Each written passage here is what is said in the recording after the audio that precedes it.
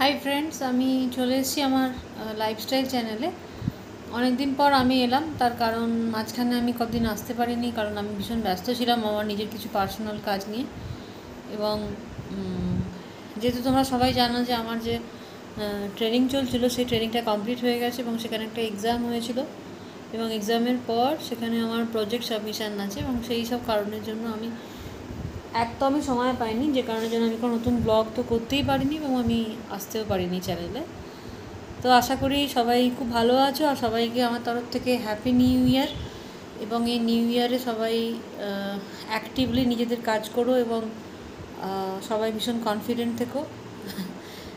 এটাই আমার তরফ থেকে সবাইকে আমি এটা উইশ করছি।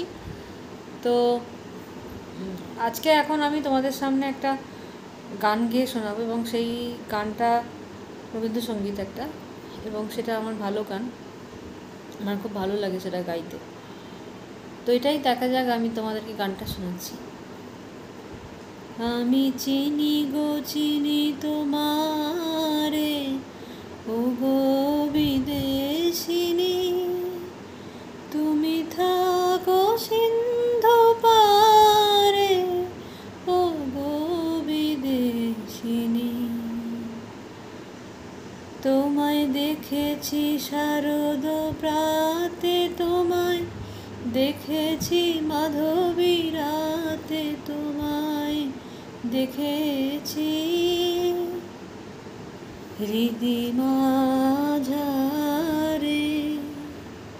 ও গো বিদেশিনী।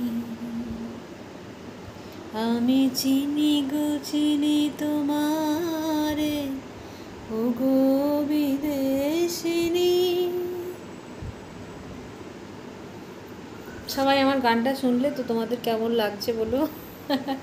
আমি নর্মালি গান জানি, তো অ্যাকচুয়ালি সত্যি বলতে কি, ছোটোবেলায় আমি যখন ক্লাস 6-7 পড়তাম, ছোটোবেলা থেকে ততদিন পর্যন্তই আমি গান কন্টিনিউ করেছিলাম, বিকজ আমার মা খুব ভালো গান গায়, এবং আমার মা তো টিভি এবং রেডিও সব জায়গাতেই গান টান গেয়েছে। কিন্তু আমি অ্যাকচুয়ালি গানটাকে নিয়ে খুব একটা এগিয়ে যাইনি, তার কারণ হচ্ছে যেটা আমাদের নর্মালি যেটা আমাদের সাথে হয়, আমাদের বাড়িতে বাবা মারা কখনোই মানে তাদেরকে লেখাপড়ার বাইরে অন্য কিছু তারা করবে, বা তা কেউ সিঙ্গার হবে, কেউ ফুটবলার হবে, কেউ ক্রিকেট প্লেয়ার হবে, এটা আমার বাবা মারা চিন্তাই করতে পারেনি আমাদের মানে সাধারণ বাড়ির থেকে। কিন্তু হ্যাঁ, আমি একজন ইঞ্জিনিয়ার হলেও বাই প্রফেশন আমি আমি অ্যাকচুয়ালি গানও জানি, এবং গান আমি খুব ভালোই করতাম আগে।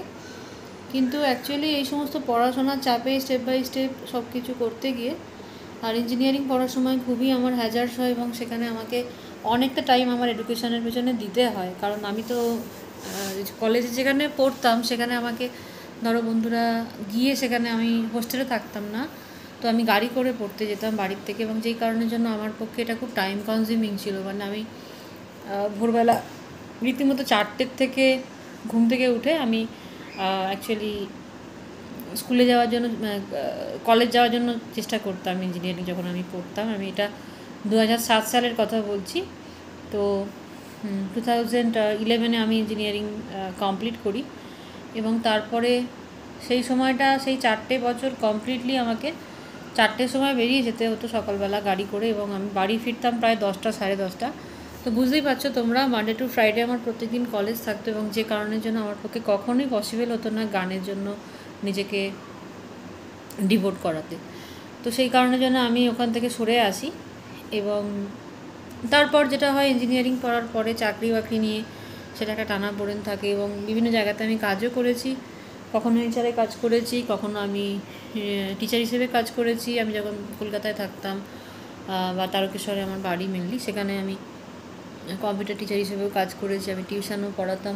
So multiple job actually roles আমাকে একসাথে হ্যান্ডেল করতে হতো, এবং খুবই প্রেশার থাকতো আমার উপরে। কিন্তু হ্যাঁ, এখন আমি চাইলে করতে পারি গান, কিন্তু এখনও আমার সময় হচ্ছে না, কারণ এখনও এমন একটা সময় চলছে যেখানে আমার সম্পূর্ণই একটা ট্রান্সফরমেশান চলছে ক্যারিয়ারেতে। আমি এইচআরে কাজ করলেও আমি তো ডেভেলপমেন্টে আবার সুইচ করা ট্রাই করছি, এবং কন্টিনিউয়াসলি আমি সেখানে পড়াশোনা করে চলেছি। তা তোমাদের আশীর্বাদে যদি আমি একটা ভালো কিছু করতে পারি এর মাঝখানে তাহলে ভালো হয় সেটা। তবে এখন মার্কেট আগের থেকে একটু ভালো বেটার, কারণ কিছু কিছু ওপেনিংস আসছে। বাট বিগত বেশ কয়েকদিন মানে কোনো ওপেনিংই কিন্তু ছিল না, কিন্তু আমি জানুয়ারি মাস স্টার্ট হতেই দেখছি মোটামুটি ওপেনিংগুলো স্টার্ট হয়ে গেছে, এবং হয়তো বা এটা কন্টিনিউটি হবে এখন, কারণ সবাই সেরকমই বলছে। এবার let's hope for the best, আর আমার কিছু বলার নেই এখানে। তো যাই হোক, এটাই আমার আজকে বলার ছিল। যেহেতু আমি অনেক দিনই আসিনি, আমি ভাবছিলাম যে আমার মাঝখানে একবার চ্যানেলে আসা উচিত, কারণ বন্ধুরা আমার জন্য ওয়েট করে আছে, এবং আমি যেহেতু প্রত্যেক দিনই একটা করে ব্লগিং করতাম, সেই কারণে যেন আমি চলে এলাম আজকে হঠাৎ করে। তো আজকে একটু প্ল্যানও আছে বাইরে বেরোনোর কিছুক্ষণের মধ্যে, এখন না, আমরা 6টার সময় হয়তো একটু বাইরে বেরোবো। তো সেই কারণের জন্য আমি এখন করে নিলাম তোমাদের সাথে একটু কথোপকথন। ঠিক আছে বন্ধুরা, চলো বাই। তোমাদের সাথে আবার আমি নতুন ব্লগ নিয়ে খুব তাড়াতাড়ি আসছি, তোমাদের সাথে দেখা হবে আবার তাড়াতাড়ি। বাই।